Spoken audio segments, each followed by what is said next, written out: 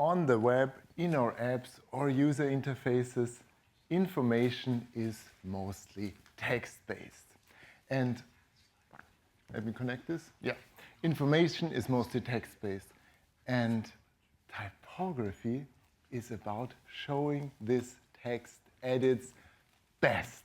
It is about giving your words the right voice, which can be very functional. But it also could be expressive. It could be traditional or modern, bold or delicate. It's my mission as a typography consultant to guide other UX designers and design leads to show it with the power of type for everyone to see. For everyone to see.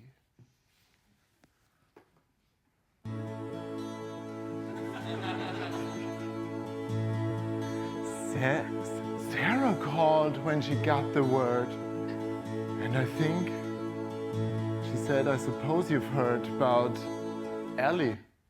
Yeah, Ellie, of course. I heard of it. I was here. Or A11Y, you know, weird abbreviation. But anyway, let's continue. And Ellie or accessibility, you know, this is the thing for blind people. I didn't pay so much attention, but I think it was for the blind people. And blind people, I heard, use screen readers, which should have different voices and so on and so forth. And this is something technical. And this is not for designers, I think. So I've got good news. Everybody here, who would say you're doing mostly development stuff? Raise your hands. Oh, that's a lot. Okay, bad news for you.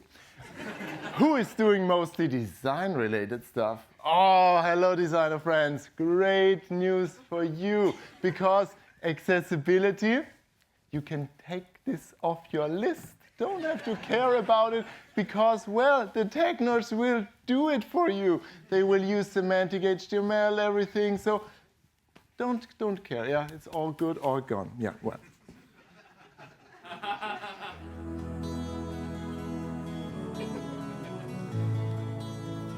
But then I rushed to the window and I looked outside and I could hardly believe my eyes because suddenly I realized there's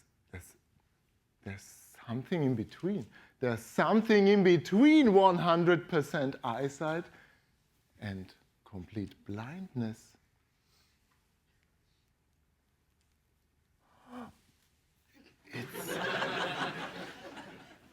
It's a range. It's a range.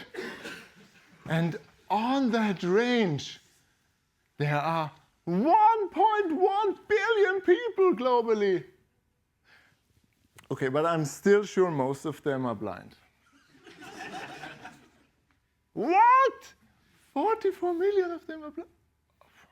So, coming back to our range, there can be various impairments that affect, for example, visual acuity, color vision, light sensitivity, the field of vision. We heard of these already today. And these can be in various states and combinations. For example, I am short-sighted and I have a mild red-green blindness. So I guess I'm already on that range, but I can see. And if I can still see and I'm already on that range, who is now going to make type accessible to these 1.1 billion people? Who, except for a visual designer? Except for me? And you, who just raised their hands earlier. So I was mind blown. I was mind blown about this because after over 20 years of working as a visual designer, this only came to me quite recently. So I decided to double down on it. I wanted to know everything there is. I researched what I could. But then suddenly all these claims and fears popped up like, sans serif is the best. Use Comic Sans, the biggest font sizes, make it high contrast, ridiculous spacing, too many stupid rules. It has to look boring, and the biggest one, it has to look ugly. Oh. I don't know what this means here or where this all can go. I guess there are good reasons, but right now I just don't know. Because for 20 plus years I've been designing next door to Ellie. What the font is Ellie?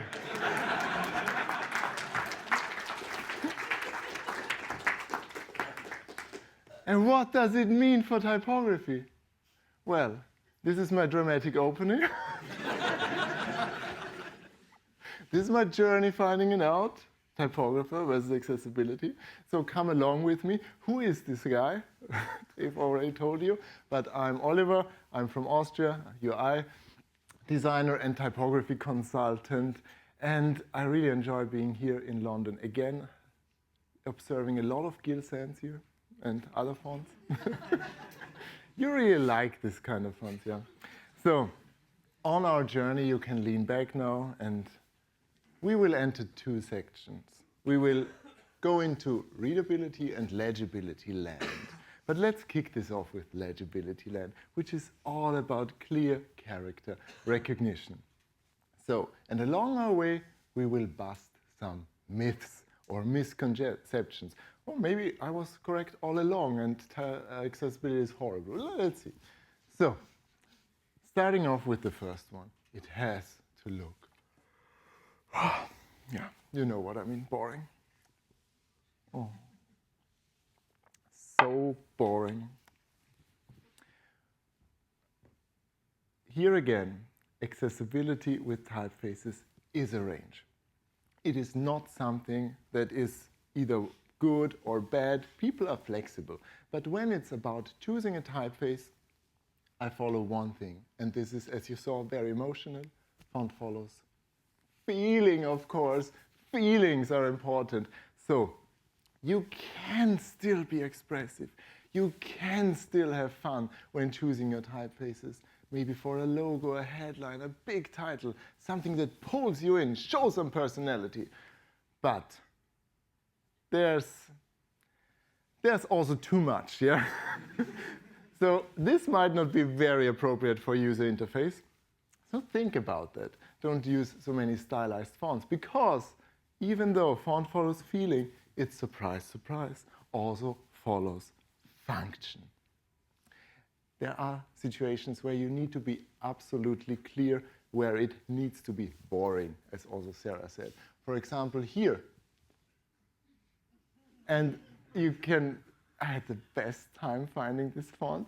Come on, it's so ambiguous. It's so hard to, what is this? What is this? So don't let people guess in these critical situations. What? Let's see it again. It's like, how can you come up with, yeah. So in these situations, you want to be absolutely clear, of course. But now comes the big thing. You know, you can be expressive, but it depends in which situation. So the question here now is, for your body text, for UI, what would you say? This is the big question. Should you use sans or serif? What should you use? What should you use? I know you woke up with these questions, I'm sure.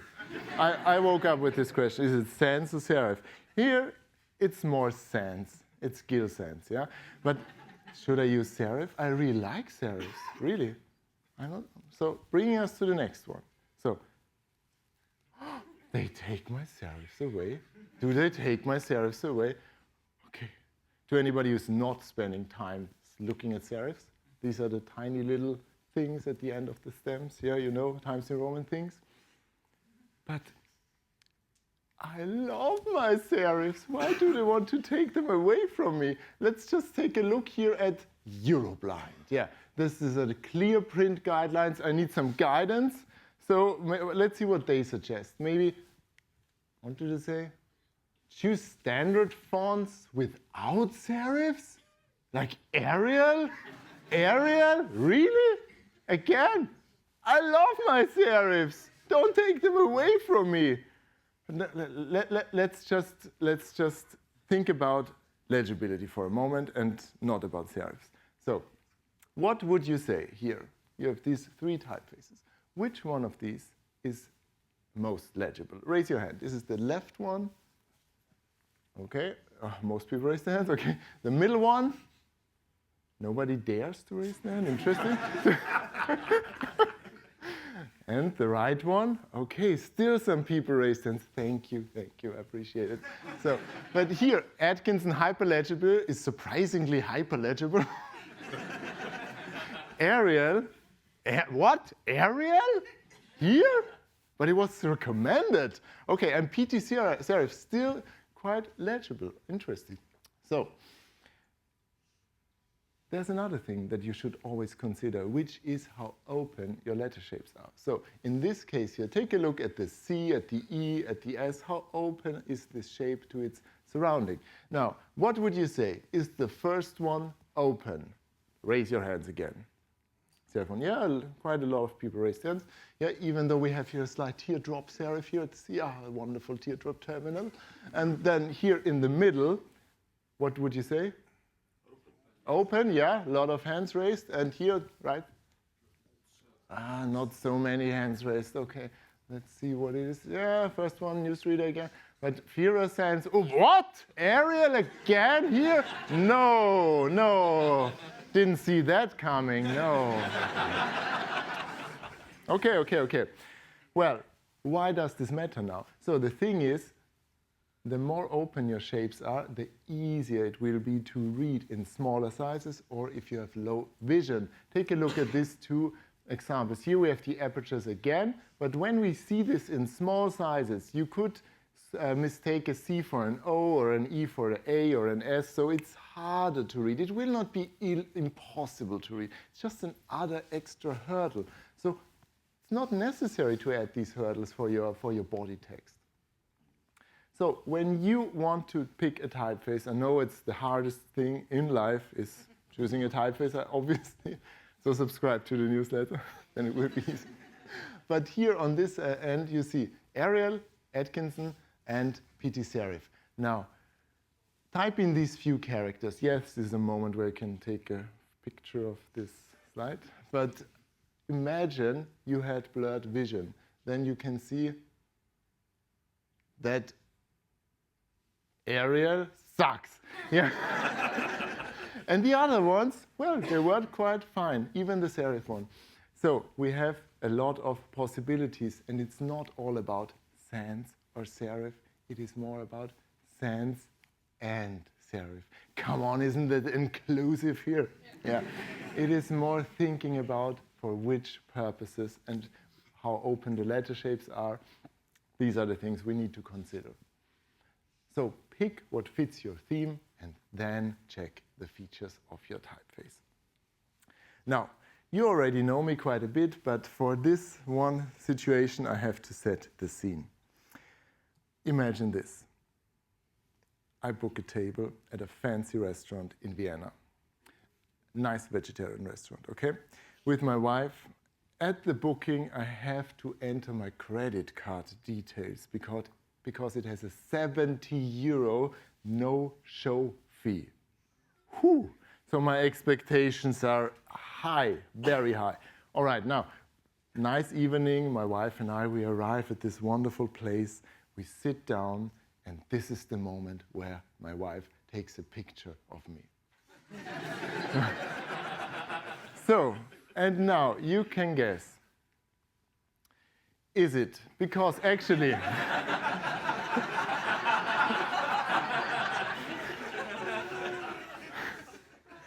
Is it because it was our anniversary and I totally forgot, and she tells me, happy anniversary, honey. So is it number one? Nobody raises their hands. Yes, you're right. My marriage is still fine. Yeah, even though I was hitting on John. I always said John today. Come on, sorry. So Second one, is it because the prices are even more than 70 euros for one dish? Okay, no, it's not London. And what could it be that there's something off with the typefaces? How do you know? How do you know? Come on, this is what I saw. This is what I saw. Fucking Comic Sans. But maybe, just maybe, they were super inclusive and I'm just the ignorant designer here and I'm just not getting it. Because every time, and this happened to me yesterday at the speaker dinner as well, every time I'm giving a talk about fonts and I'm hitting on Comic Sans, you know, easy jokes and so on, every time somebody comes up to me and says, well, didn't you know, or did you know that Comic Sans is actually a very good font for people with dyslexia? And I'm like, good for them. Well, come on. Bringing us to the next myth. And now, trigger warning. Sensitive people, visually sensitive people will have to look away now. Because this is a recommendation I also hear in context of dyslexia. I should use, please cover your eyes. I should use open dyslexic. Oh, come on. To me, this is even more meaning I have to make my design look ugly. I can't hold it. Come on, look at this font. This is just like if somebody forced you with, like, for example, yeah, you're blindfolded and with a gun against your head, and you're forced to carve a typeface into a potato, then stamp it, then you trace it, digitize it, and make this one.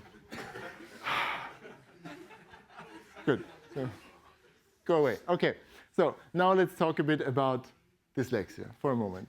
Because this is actually not an impairment, it's a reading difficulty, and it's something that we also want to cover with inclusive design. And as it is with legible typefaces, oh, surprise, surprise, it's a range. So people are affected in various degrees and various stages.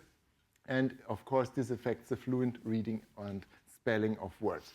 So one thing that is often coming up is avoiding mirrored letter shapes, which means that the more differentiated your letter shapes are, the easier it is for people, or it can be for people, to read. Now, looking here at these three examples again, which of these is most distinct? Is it the one on the left? Nobody raises their hands. Okay. The one in the middle, a few raised their. Nobody dares. Just forget about what it is. Just try to embrace it. But is it distinct? Yeah, it is quite distinct. Okay, on the right side, is it distinct? Yeah, here you don't hesitate to raise your, but here you do. Come on, I don't get you. But well, what? Arial again? You? No way. Good. Then we have Comic Sans and Open Dyslexic. Okay. So, but imagine this. Comic Sans and Open Dyslexic do not have a monopoly over the fact that they are not having mirrored DBPQs. There are other typefaces that have this as well. Here, for example, Atkinson Hyperlegible, Newsreader, a serif font again, and the Comic Sans for grown-ups, the arty one, Chantal Sans. So, this is a great variable font. It has a bouncy axis. It's great. Check it out. And research also has shown that these typefaces, these so-called dyslexia-friendly typefaces, perform poorly even among people with dyslexia. If you want to dive deeper into this, then I recommend you this video with type designer Eleni Beverato. Please subscribe and hit the bell. You know the game, and like and whatever. Yeah. So, I'm not saying that these typefaces cannot help individuals. If you feel like, wow, now I can read here, this is amazing, but the guy you said you can't because he doesn't like it. Well, It's not about me, it's about you. You can change the fonts to whatever fonts you like. But as a general guideline, rule of thumb or idea, even though if these fonts might help some people, for the most of them, they will just look broken. So I recommend not using them. Which now brings us in the next section, readability land. All about making text pleasant to read. And I know it's now midpoint of the talk, you're getting a bit tired, and yeah, it's a bit boring already, I guess, and you need so many fonts. I think you need something to wake up. So you need to wake up. So we need some quick wins. We need some more power here, energy, because the best, most legible font is useless if you set it horribly. And this is what we will do. We will pimp this up. So let's do it, my friends. Let's do it. Make it large enough.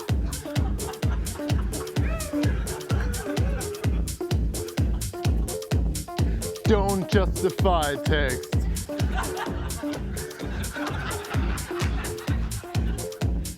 Underline sparingly, everyone. Avoid all caps.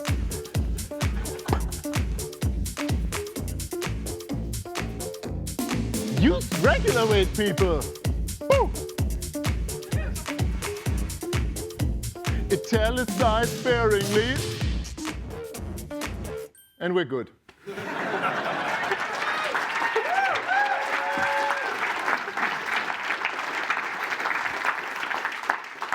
Easy, easy, easy, easy. Quick wins. So, next myth, number 4. Make it high contrast. High contrast. Okay. Well, you know now, I'm super famous YouTuber. I can spend 70 euros on no-show fees in restaurants. I've got so much money from ad revenue.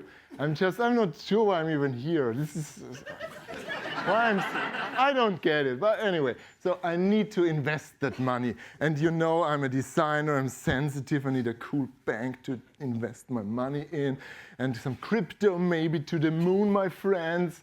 And I need a cool bank. So let's check out a cool bank. What is it? Trade Republic, nice, yeah? So Trade Republic, but what do they? What is this? Here. What is this text here? That's 1.64 to 1. 1.64 to 1? It's ridiculous. What about this contrast when it actually should be at least 3 to 1 to be readable? This beamer is too good. Yeah, it's just good. You can't even see it. But what do these numbers mean? Time to address the elephant in the room. Yeah, it's the WCAG again. And I know I lost all credibility because I'm only mentioning WCAG now, the middle of the talk, not at the beginning. No, it's a fail. But we already saw this at Sarah's joyful slide. And you know, the WCAG. First you fight them, then you fall asleep over them, but eventually you start to love them because you're the one who's getting them. You're the only one who's getting them. And yeah, so you need to make sure color contrast is working. Here, a minimum, that's the minimum. So here, 4.5 to 1 for normal text. 3 to 1 for large text, or 3 to 1 for large bold text. This is not hard to do. Don't, and this is often a mistake I hear among designers. No, it's not the maximum, it's the minimum.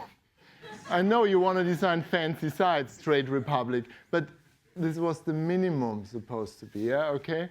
So choose this for your minimum. For your fluent text, 7 to 1, minimum.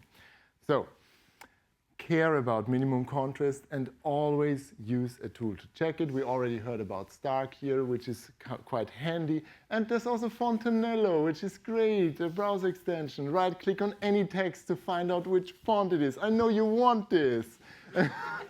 And here it also says the contrast ratio and if it passes the WCAG. So keep this in mind. Bringing us to our last myth, which is about using ridiculous spacing. Let's see. Okay. Now, I have to take a sip of water. Dramatic pause. Brace yourself. Does this look appealing to you? No, it doesn't. No. This doesn't pull me in. It's not very nice to look at. And the biggest problem we have here is we have too long lines in the first place. 95 characters.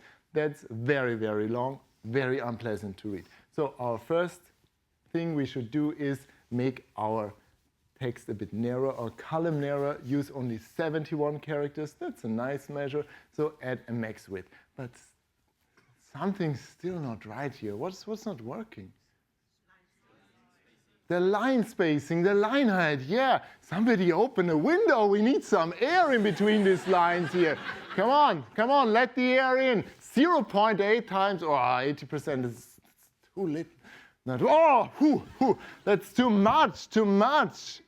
Yeah, it's much better. So 1.4, 1.5-ish.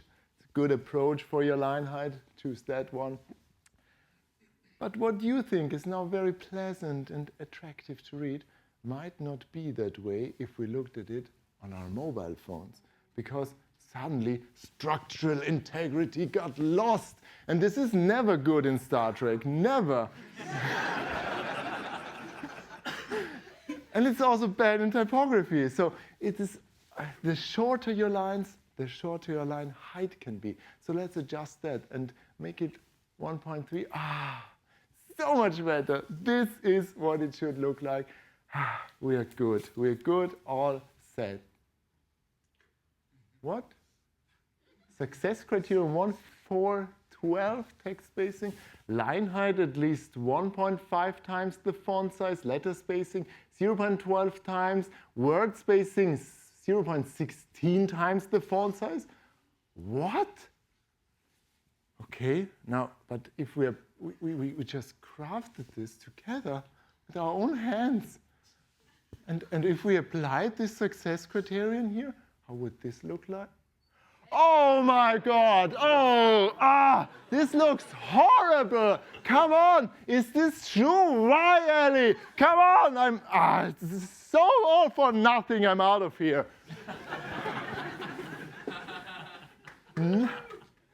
No, just. Hey, Oliver. Hey? Who are you? It's me, Ali. Is this Open Dyslexic? You're using Open Dyslexic? Actually not. I was just fonting with you. Lol. You're so cruel, Ellie. First the success criterion, now you're making fun of me. I'm heartbroken. Don't be mad. Is this better? Yes, it's better. But I still don't get it. Why we came along so well and now you seem to hate good typography? Why? I didn't want to hurt your feelings. Why don't you read on? What should I read on? Oh, okay. So content is not required to use these text spacing values. The requirement is to ensure that when a user overrides the author text spacing, content functionality is not lost. So I'm not forced to use this. They just need to be able to change it. You're right. So I don't need to make this. I just need to give people options. Because after a certain point, people need to be able to make adjustments. They are individual, and what might work for me might not work for them. And Ellie is just making sure that everyone gets it the way they need it. I got you, Ellie. And I got you too.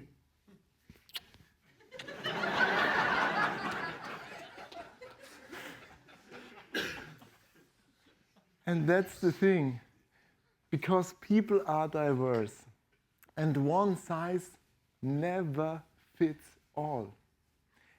But maybe this was never about all. Maybe this was just about more. Making your designs more robust to include more people. So now that you know more, how will your next design project look like? Will it be with fonts really functional? Or expressive, but without making everyone's eyes bleed? You can make it traditional, but give it the size it deserves. Or modern, but with proper spacing. Then it can be bold in the contrast it needs, or delicate in the weight it deserves. Because the ingredients are fonts, contrast, size, and weight. These are the things that will make your next project stand out and work. You know now what this means here and where this all can go. You understand the meaning, and your next project will show. From today on and forever, your text will be beautifully Ellie. Thank you.